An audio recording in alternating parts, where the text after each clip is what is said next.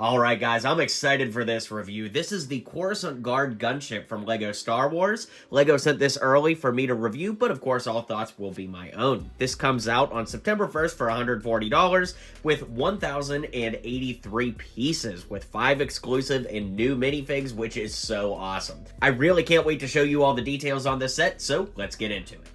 Now, this set is based off of the Clone Wars, but honestly, the Palpatine here would work great for an Episode 3 Palpatine. Because he's not technically actually the Emperor yet, we don't get a lightsaber for him, he just comes exactly as you see him. I do like the blonde receding hairline hair, that's a new piece at least for me in my collection. Looks really, really good, and of course that skirt piece that has the printing on the front and the back is great. With the continuity we get from the torso coming down to the skirt piece, it looks great. The other thing I want to talk about, of course, is that head print that looks so great, which of course we can flip around to see an angry face. It almost looks like he's saying, "Do it." And again, straight out of the Clone Wars, we have Padme. Now, this is nice to see the Padme hair brought back to be used here. It looks really great, but unfortunately, they use that same head that gets used on so many female characters that, unfortunately, it doesn't really feel special for any of them. I do have to say, though, compared to the last version of this figure we got, oh my gosh, is this an upgrade. This thing literally haunts me in my dreams, whereas the new one is a much better figure. I guess for what it's worth, I can flip the hair around and show you, but if you have a Black Widow minifig from the past several years, you are already familiar with this head. The Silver Blaster is a nice touch, but I really wish it had a more unique head. Commander Fox looks excellent. Now, I have heard people complain about the fact that, like, his waist cape is printed on the sides of the legs, at least on the front, and then we have these plain white legs, so it would have been nice to get a cloth waist cape for him, but aside from that, I think the figure looks pretty darn good. Now, again, I have seen some complaints online that, you know, the way that's printed isn't super accurate, but I have to be honest with you guys, I'm not like a diehard Clone Wars fan, so I'm really just basing this on how it looks as a minifigure, and not necessarily accuracy. I'm sure that there are things about it that could be more accurate, but for what we did get, I can enjoy it, and it is a cool addition to the Clone Collection. And finally, we get these Coruscant Guards. Now, to me, these are shock troopers. Again, I don't really know Star Wars lore enough to know if there's a huge difference between shock troopers and Coruscant Guards, but either way, these are nice, and I'm definitely going to call them shock troopers. They do have holes in the helmets, so you could add those extra, pieces on there if you wanted to customize these a little bit or whatever. And underneath, we get the standard clone head that we've been getting for quite some time now, and both figures do look good. I'm glad they got toe printing. That's a very nice touch. To me, I really wish that these had hip printing as well, but I can kind of live with them as is, and I do like these figures a lot. And now we're moving on to the actual build. So I do want to talk about the construction. I had a lot of fun building this. Of course, it is pretty repetitive because you have to build the same thing for both sides, but the overall size is really great. As far as play features go, there aren't really many. We have stud shooters on the wings here. Of course, you can put clone pilots up front, and I'll show you what that looks like. We'll take a closer look. These doors open down here, and then, of course, the doors on the side open. All things we'll take a closer look at, but while the camera is zoomed far out here, we can lift up this little piece, and it makes this swooshable, so you can fly it around by the handle there, and I do like that quite a bit. We can also move these guns up front, just like pretty much every previous model of the gunship before it, and it is a really great model when it's all said and done.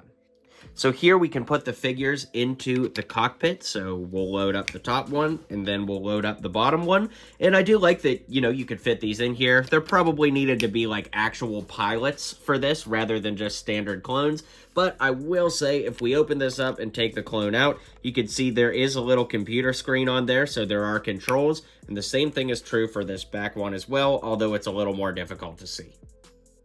As for the doors opening up, they lift from both sides, so I'll open the other side so we can get some light through there so you can see what is in there. It doesn't come with any storage or anything you can put in there. Pretty much all the previous gunships have had, like, command centers or something that go in this front one, but here it's just hollowed out and there's not really much to see in there. The back doors also open, and they open by pressing these hinges together, and that moves the doors back and out.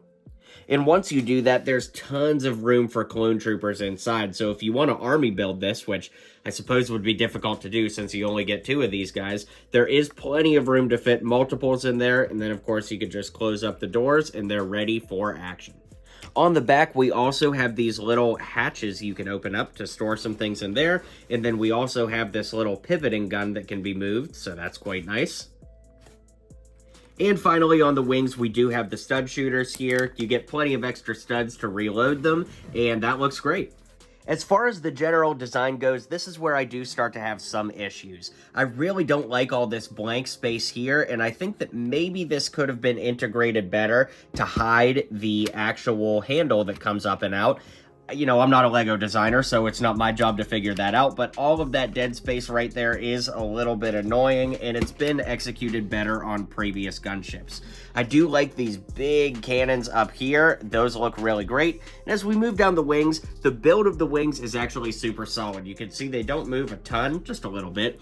And I know that on some gunships, there's like a bubble here. I'm not super familiar with this gunship, but I do think that this looks pretty good. And hey, this is a kid's toy at the end of the day, so it does need to have some general play features.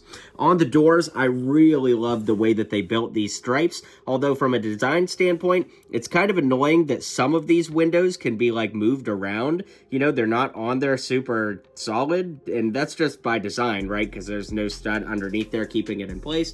So that is just a little bit annoying. As we move to the front, we actually see there aren't a ton of stickers on this. We've got the, Republic logos on either side here, and then another logo on either side there. So it is pretty basic. This was a lot of fun to put together, this middle section where the pilots go, so that was really cool. And then, of course, we've got those guns that move up top. But beyond that, there's really not too much to say about this set. It's pretty basic for 140 bucks.